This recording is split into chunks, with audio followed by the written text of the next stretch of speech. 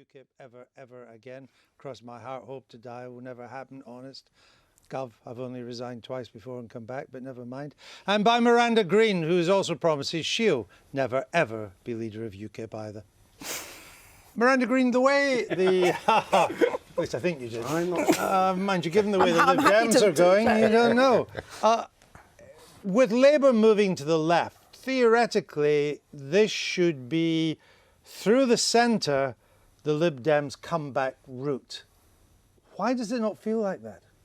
Well, that is the absolutely key question for them. And, you know, in Brighton, there was, at the same time as a very sort of cheered up feeling about lots and lots of new members.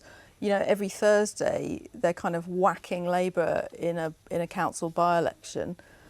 But, you know, the national poll rating is totally where it was two years ago. You know, it's stuck on 7 or 8. So there's this feeling, a consciousness that this could be a great opportunity for the party. But, you know, have they got the ear of those moderate Labour voters who might feel disenfranchised after Saturday? I do think they're hoping for another little membership boost after Saturday if Jeremy Corbyn is Do the Lib Dems have any attractions for you? No. Sorry. But you came to the conference, Lisa, I did, and everybody loved you. Yeah, and well, perhaps. But, I came to the conference on Sunday to remind those Lib Dem members who, like me, care about investing in public services and a decent social security system and human rights and... Well, if you care about the same things, why don't you get together? Because, you know, that's what I went to the conference to remind them, is that we're losing the argument. And this point about Labour falling in the polls and that not translating into success for the Lib Dems tells you that we are actually losing the argument with the public. And we need to get much better at working together on the things that we have in common. So no Lib Lab alliance in your mind? No attraction of the centrist MPs like yourself? No, because actually I think we are very distinct parties with distinct traditions, and the challenge that we provide to each other you're is distinct. really important. At the moment, you're distinct losers, both of you. Well, that was partly why I went to Brighton, to be honest. Well, no, that's a fair point. I mean, you're absolutely right. So, but also, I think... but there's no point in being distinct if you lose all the time. It's the Lib Dem policy of having a second referendum.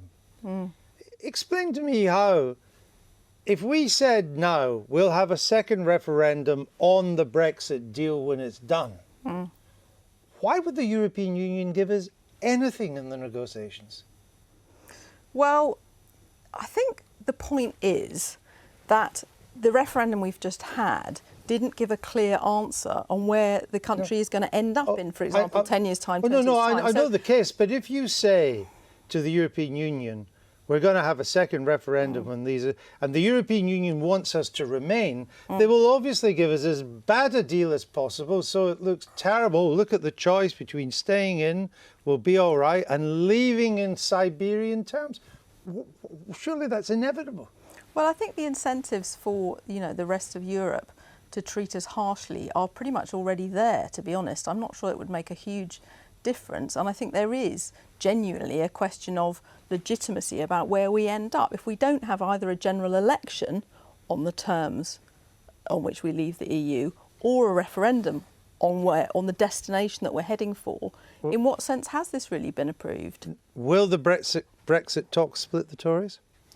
Well, I mean, I think it will cause divisions in the Tory party. I mean, I think that it's interesting how quickly the hard Brexiters of the Tory party, for example, you know, the well-known people who campaigned for us to leave, not people like Boris Johnson, but the Bill Cashers as well, have sort of put down a marker to the Prime Minister, to Theresa May, very, very quickly, before she's really had a chance to navigate through and set out her stall and set out the parameters that she wants, which I don't think will come until early next year. And I'm not one of these people, obviously, asking her to rush into setting out her stall. And she's quite rightly, I think, made it clear to people like Boris Johnson they shouldn't be. But the longer she leaves it, the more suspicious Tories, the Tory Brexiteers are going to become. Yeah, and I think it rose. Right? And not just Tory Brexiteers. I mean, 17.4 million people, despite all the threats of the entire establishment, voted for us to leave the EU.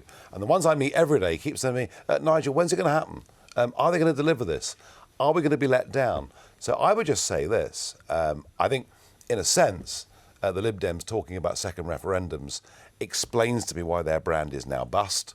with the British public. They're just simply not credible anymore, and they haven't got a leader. You don't think they'll recover? I really don't. And I think Tim Farron may be a very good constituency MP and a nice chap. He's just not connecting with a big audience at all. Do you know, of those that voted Remain, there's now sort of 40% of them absolutely accept the result and say, please, let's get on with it. So I think... Yes, but get on with what? That's the point. well, it's very simple, isn't it? We We voted... don't know what it means. Well, do you know what? It's very, very clear. Everybody from Boris and Michael Gove to UKIP to Frank Field and Kate Hoey and Gisela Stewart, we were all very It's clear. not a very broad we were group, all...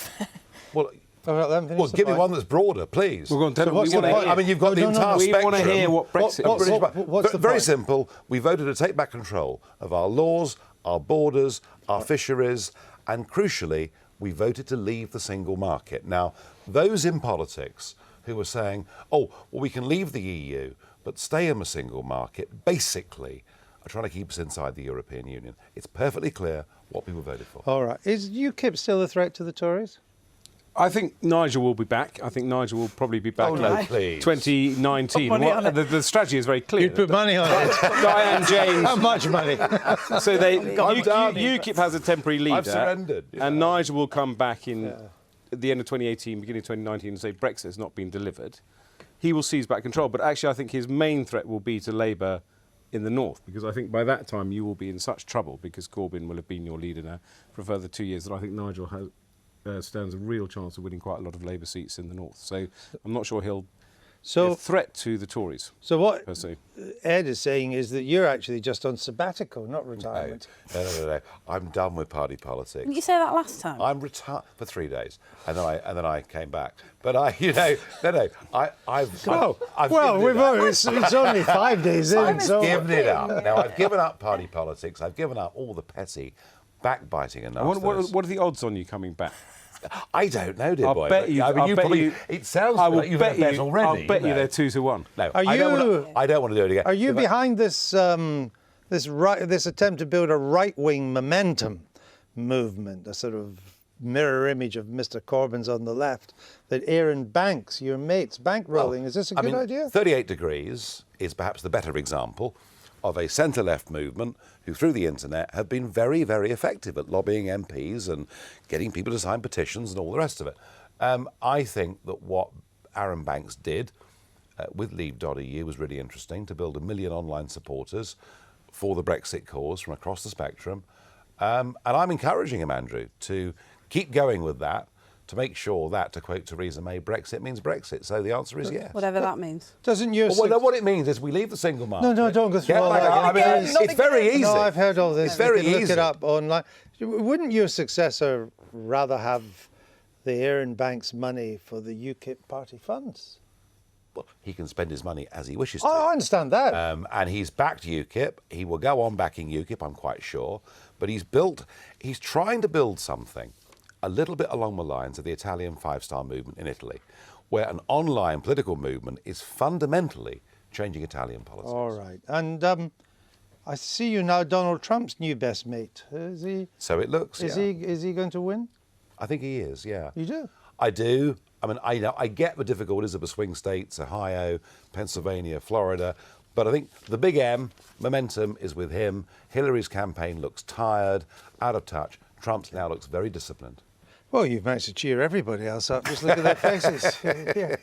Miranda's near suicidal. You see, all the Remainers don't want change of any kind in any Western country. Oh, come on. It's coming. All right, It's on that happening. Wake up, smell the On this coffee. point I thought you of were retired. total agreement, People die in revolution. I don't want change, which is why We're going to I'm move looking on. forward to Nigel returning. My entire world no. is discombobulated when Nigel Farage still here, is not though. running UKIP. Don't worry. And Right. I am reassured that he will be back. I am utterly know. convinced. no, of that's it. the point you've made 5 times, I so know. even I finally got it. That's because I get all Thank political you, predictions Nigel wildly and wrong. Miranda. You can go and lie down in a dark room now. Think I'll We'll do too. wake you up later. You didn't frankly have the balls to put country before party.